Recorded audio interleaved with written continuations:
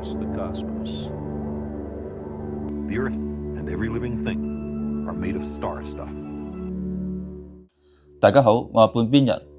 之前我同大家評論過 Project Hail Mary 嗰套戲，講嘅係一個極其精彩嘅生存故事。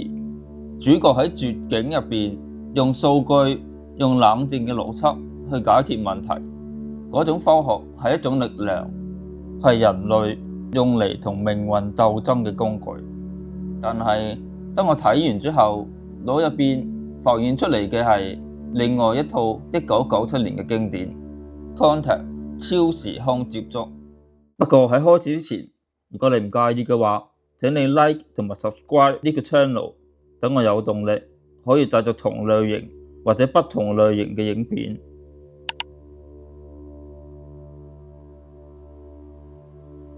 如果話 Project Hail Mary 係教我哋點樣生存落去嘅話，咁 Contact 就係想探討究竟我哋生存嘅意義係咩呢？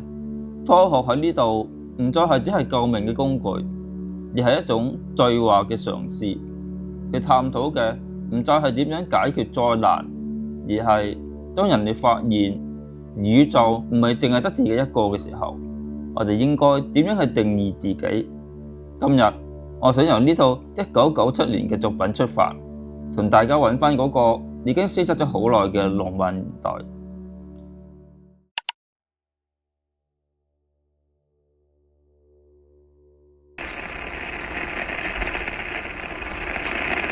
先講電影情節先啦。主角 Ellie 收到一段來自宇宙質素嘅信號，入邊竟然有1936年柏林奧林匹克嘅廣播。呢段設定係好深刻嘅，宇宙就好似一面鏡，將人類最醜陋同埋最文明嘅歷史一齊反射返俾我哋。隨後信號入邊出現咗傳送器嘅藍圖 ，Ellie 坐咗入去，經歷咗一場星際旅行。喺佢嘅感知入邊，佢去咗18個鐘頭，見到壯麗嘅星雲，仲見到化身做佢爸爸嘅外星人。外星人同佢講：宇宙咁大，人類雖然渺小，但係只要識得去愛，人類就唔會孤單。但係當佢返到地球，最殘酷嘅事情發生咗，冇人信佢，因為喺地面觀察員嘅眼入邊，傳送艙定係垂直跌咗落海，過程得嗰幾秒鐘。官方評估係話呢場係一場集體幻覺或者政治騙局。一個一生追求證據嘅科學家，最後竟然會攞唔出任何數據證明佢自己見識過真理。當 Ellie 企喺聽證會度面對全世界嘅質詢，佢只能憑着信念去堅持自己嘅經歷。呢套戲冇特別嘅特效，冇爆炸，連外星人都冇出過鏡，但係就呢種留白反而令人引起咗無限嘅思考。因為作者明白最強大嘅特技其實係人類嘅想象力，佢將思考嘅權利還返俾觀眾。呢種深度而家嘅科幻片係好難揾得返。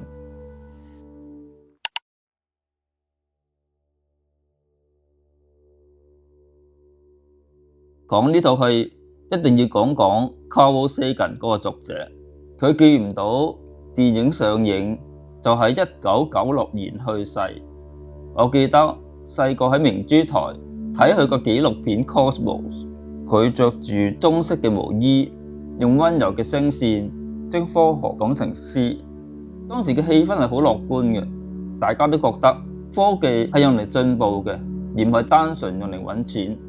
嗰陣我哋甚至會參加一個名為 SETI 嘅計劃，我哋下載一個程式，然後等電腦閒置嘅時候幫手運算宇宙嘅雜音。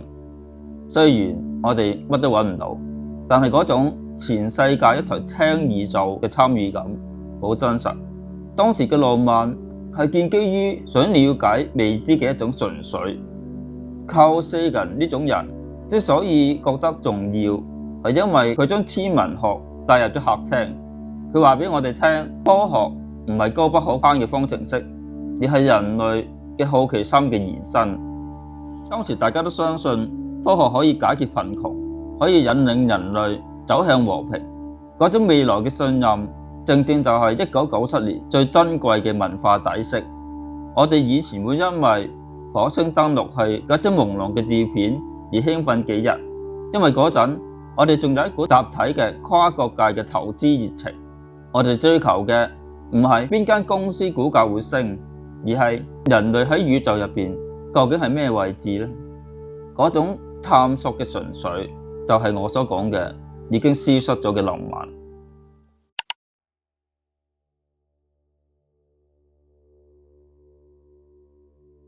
點解 Carl Sagan 之後我哋再見唔到呢種級數嘅人物呢？我諗到3個原因。第一係科學變降格為一種單純嘅生產力。而家講科學，第一時間會問有咩用啊？可唔可以變現啊？即係變錢啊？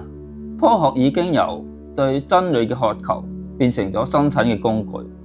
以前嘅科學家係探索未知嘅英雄，但而家往往係幫大企業改良演算法、增加廣告點擊率嘅僱員。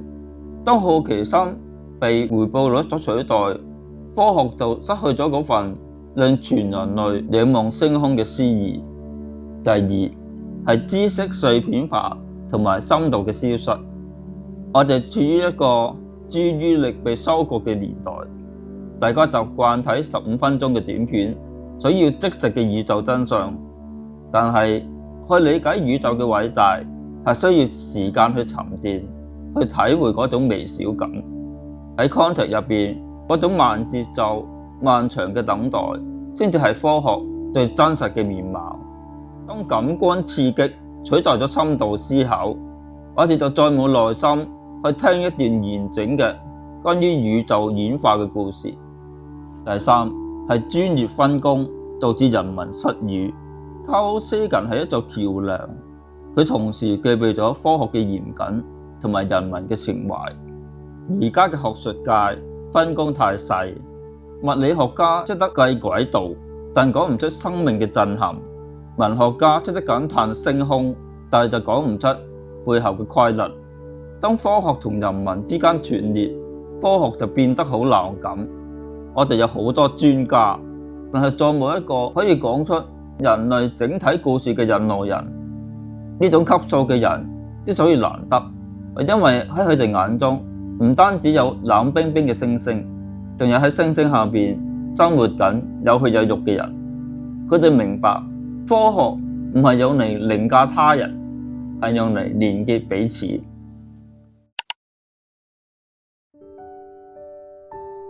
作為一個右手右腳都唔方便嘅半邊人，我有時會覺得世界好細，好似得返一間屋咁樣。但係每當我諗起Carl Sagan講嘅星空，我就明白病痛只不過係呢一層上面嘅小事。The earth and every living thing are made of star stuff。佢話過，我哋每一個人都係由星塵所組成。雖然我哋個身體有限制，但係只要我仲有思考同埋追求真理嘅能力，我就依然同宇宙有聯繫。